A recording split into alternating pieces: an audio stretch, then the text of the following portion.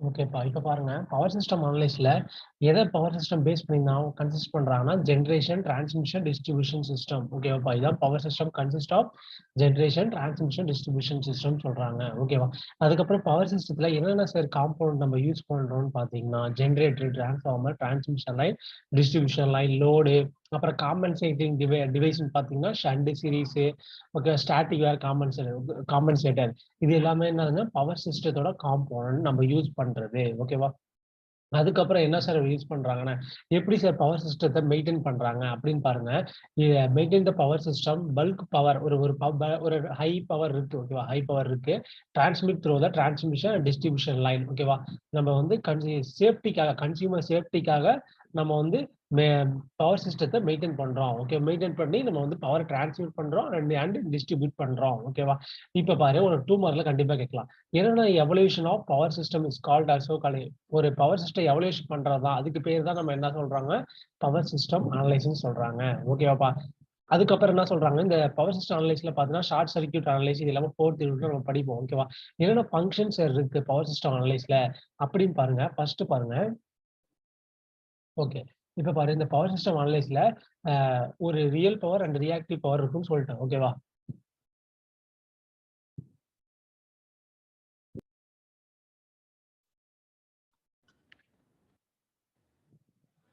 ஓகேப்பா. இப்ப பாருங்க. இந்த வோல்டேஜ்ல வேரியஸ் ஆஃப் பஸ்ஸஸ் இருக்குமா? ஓகேவா? அந்த பவர் சிஸ்டம் அனலைஸ்ல வேரியஸ் ஆஃப் பஸ்ஸஸ் இருக்கும். ஓகேவா? அத நம்ம போனவே பார்த்தோம். Slack bus, swing bus, general bus எல்லாமே பார்த்தோம். ஓகேவா? அதுக்கப்புறம் ரியல் பவர் பவர்ல பார்த்தா 2 பவர் இருக்கு. Real power and reactive power flow ஆகும். அதுக்கப்புறம் என்னென்ன ஃபங்ஷன் இருக்குன்னா, ஒரு டிசைன் ஆஃப் சர்க்யூட் பிரேக்கர் எப்படி டிசைன் பண்றோம்? அதுக்கப்புறம் என்ன சொல்றாங்க? ஒரு ஃபால்ட் கண்டிஷன் ஒரு ஃபால்ட்ன்னு எடுத்துக்கிட்டா நம்ம என்ன பார்த்தோம்? ச 3 யூனிட்ல பார்த்தோம். ஓகே. போன கிளாஸ்ல பார்த்தோம். ஒண்ணு வந்து என்னது?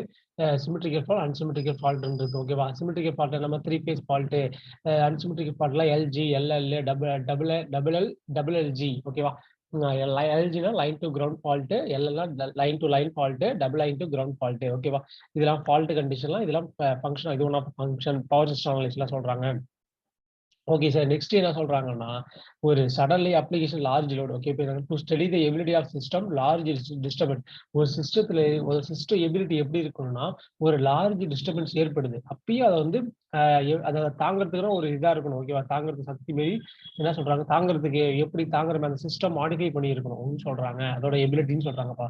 அதுக்கப்புறம் என்ன சொல்றாங்க, to study the ability of system small disturbance. ஓகேவா? ஸ்மால் டிஸ்டர்பன்ஸ்ன்னு இருக்கலாம். ஸ்மால் சேஞ்சஸ் இருக்கும். லார்ஜ் டிஸ்டர்பன்ஸ்னா லார்ஜ் லோடு அதிகமாச்சுன்னா நம்மளுக்கு வந்து என்ன ஆகும்? லார்ஜ் டிஸ்டர்பன்ஸ் ஏற்படும். ஸ்மால் லோட் சேஞ்ச்னா ஸ்மால் டிஸ்டர்பன்ஸ் ஏற்படும். ஓகேவா? அதுக்கான எபிலிட்டி சிஸ்டம் தான். இதோட சிஸ்டம் தான் எபிலிட்டி இருக்கணும். ஸ்மால் டிஸ்டர்பன்ஸ் இருந்தாலும் சரி, லார்ஜ் டிஸ்டர்பன்ஸ்லயும் ஓகேவா? அஃபெக்ட் ஆகாத மாரி. ஓகேவா? இது எல்லாமே என்னன்னா function of the power system analysis. ஓகேவா? இதெல்லாம் 2 மார்க்ல கேட்பாங்க. நோட் பண்ணிக்க.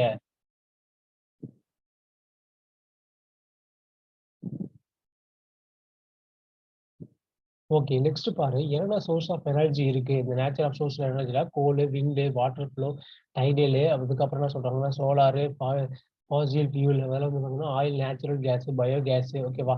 இது எல்லாமே இருக்கும்பா. ஓகேவா? Source of energy, natural source of energy. அதுக்கப்புறம் என்ன சார் நம்ம பார்க்க போறோம்னா, ஸ்ட்ரக்சர் ஆஃப் பவர் சிஸ்டம் பார்க்க போறோம். ஓகேவா? இப்ப இந்த ஸ்ட்ரக்சர் ஆஃப் பவர் சிஸ்டத்துல என்னென்ன காம்போனன்ட்ஸ் இருக்கு பார்க்க போறோம். ஓகேவா? ஃபர்ஸ்ட் பாயிண்டே பாருங்க. இந்த எலக்ட்ரிக்கல் பவர் சிஸ்டம் வந்து எத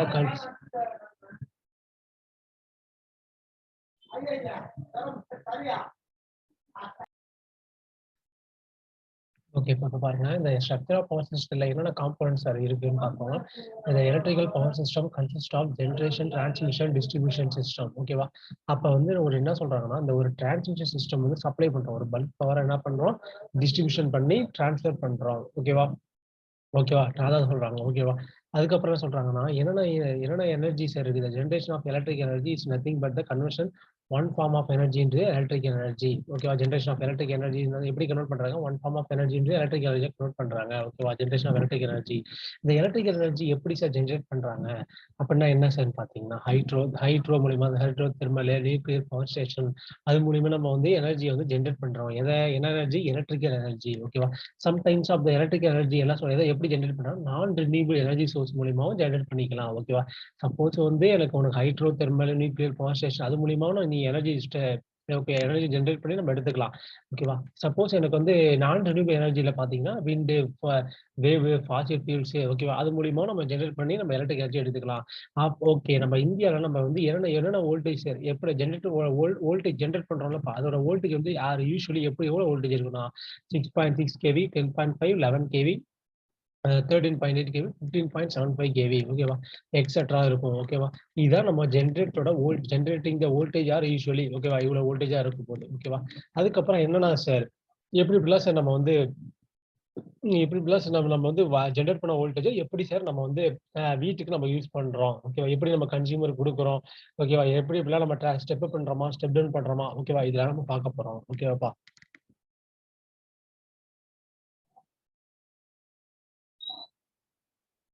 இப்ப பாருங்க டயக்ராம்ல பாருங்கப்பா. இப்ப வந்து டயக்ராம்ல பார்த்தீங்கன்னா, ஜெனரேட்டிங் ஸ்டேஷன் பாருங்க. First 6.6 KV, 10.5, 11 KV, 13.8 KV, 15.75 KV குடுத்துட்டாங்க. ஓகேவா. நெக்ஸ்ட் வந்து நம்ம என்ன பண்றோம், வர கேவிய நம்ம என்ன பண்றோம், 11 கேவி வருதுன்னு இப்போ 11 கேவி குடுக்குறாங்க.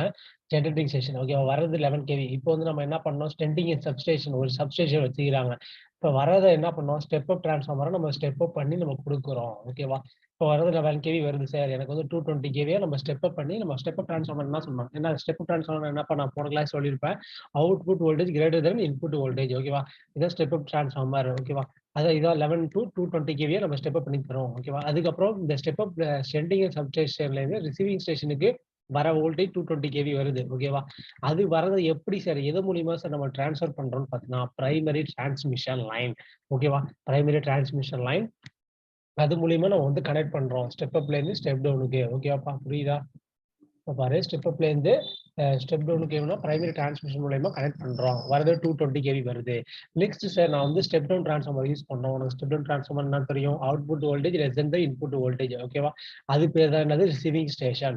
எனக்கு வந்து 220 கேவியா 33 கேவியா இது பண்றேன் ஸ்டெப் டவுன் பண்றேன் சார். அது பண்ணி அதுக்கப்புறம் என்ன எதுல குடுக்குறோம்? திரும்பி another one step down transformer use பண்றோம். ஓகேவா? நம்மளுக்கு வரது என்னது? இப்படி நம்ம ஏன் சார் நம்ம 11 கேவி வச்சுக்கூடாது? வரத லாஸ் வந்து குறைக்கிறதுக்காக இப்படி பண்றோம். ஓகேவா? ஸ்டெப் டவுன் டிரான்ஸ்ஃபார்மர் என்ன சொல்றோம்? 220 கேவி டூ 33 கேவியா கன்வெர்ட் பண்றோம். ஓகேவா.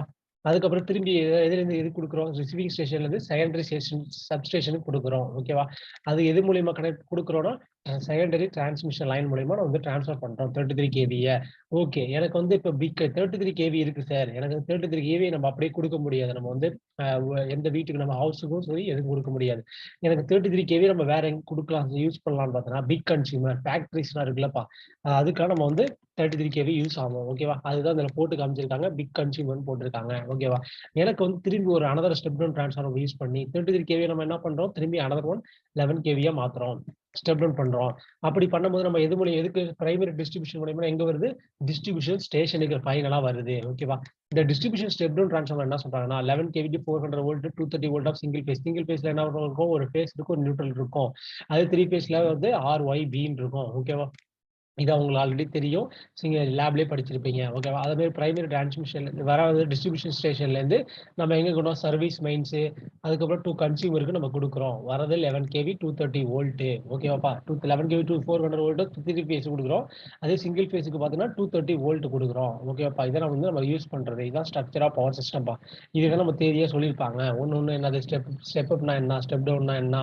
ஓகேவா. அது இதுலேருந்து இதுக்கு எப்படி கனெக்ட் பண்றாங்க? பிரைமரி டிரான்ஸ்மிஷன் லைன் மூலியமா. அனதர் ஒன் வந்து ரிசீவிங் ஸ்டேஷன்லேருந்து செகண்டரி சப்ஸ்டேஷனுக்கு வரும்போது செகண்டரி டிரான்ஸ்மிஷன் மூலியமா கனெக்ட் பண்றாங்க. ஓகேவாப்பா. இது புரியுதா? ஓகேவா. இதுக்கப்புறம் இந்த இத நோட் பண்ணிக்க. எனக்கு ஜெனரேட்டர்னா என்ன? நான் ஸ்டார்ட்டிங்லயே சொல்லிட்டேன். ஸ்டார்ட்டிங் கிளாஸ்ல a device is used to convert one form of energy into electric energy.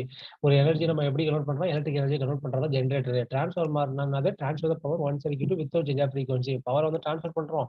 இப்ப transfer the power energy power or எனர்ஜியா இருக்கலாம். One circuit without change of frequency. Transfer பண்றோம். ஓகேவா. அப்படி பண்ணும்போது என்ன ஆகும்? வோல்டேஜ் லெவல் பார்த்தீங்கன்னா, இன்கிரீஸாவும் இருக்கலாம், டிக்ரீஸாவும் ஆகும். டிரான்ஸ்ஃபார்மர் பொறுத்தவரையும். அதே டிரான்ஸ்மிஷன் லைன் நம்ம எதுக்கு சார் யூஸ் பண்றோம்? ஒரு பவர வந்து நம்ம ஹை லெவலுக்கு வேற ஒரு லொகேஷன்ல இருந்து இன்னொரு லொகேஷன்ல பவர் போணும் சார். அப்படின்னு பார்த்தா transfer power one location to another location. அதே கண்ட்ரோல் எக்யூப்மென்ட் என்ன கண்ட்ரோல் எக்யூப்மென்ட் ப்ரொடக்ஷன் பர்ப்பஸ்க்காக தான் நம்ம வந்து இதுவும் வந்து எந்த சிஸ்டத்த ஒரு சிஸ்டத்த எடுத்தீங்கன்னா, இந்த அப்பரேட்டஸ் வந்து எனக்கு வந்து எதுவும் ஃபால்ட் ஆகக்கூடாதுன்னா, அதுதான் கண்ட்ரோல் எக்யூப்மென்ட் ப்ரொடக்ஷன் பர்ப்பஸ். அதுக்கப்புறம் பிரைமரி டிரான்ஸ்மிஷன் லைன்ல பார்த்தீங்கன்னா, எவ்வளோ கேவி சார் இருக்கும்? அதுக்கு செகண்டரி டிரான்ஸ்மிஷன்ல என்னென்ன ஒயர் யூஸ் பண்றோம்? அது எவ்வளோ கேவி யூஸ் பண்றோம்? அதெல்லாம் நோட் பண்ணிக்கப்பா. ஓகேவா? இது எல்லாமே அதுக்கப்புறம் சேம் நம்ம எக்ஸ்பிளைன் பண்ணது தான் டயகிராம்ல. ஓகேவா?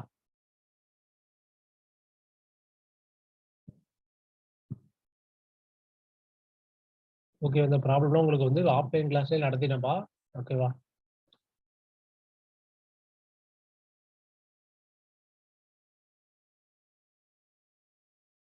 ஓகேப்பா. ஓகேப்பா. Thank you. நெக்ஸ்ட் கிளாஸ்ல பார்க்கலாம்.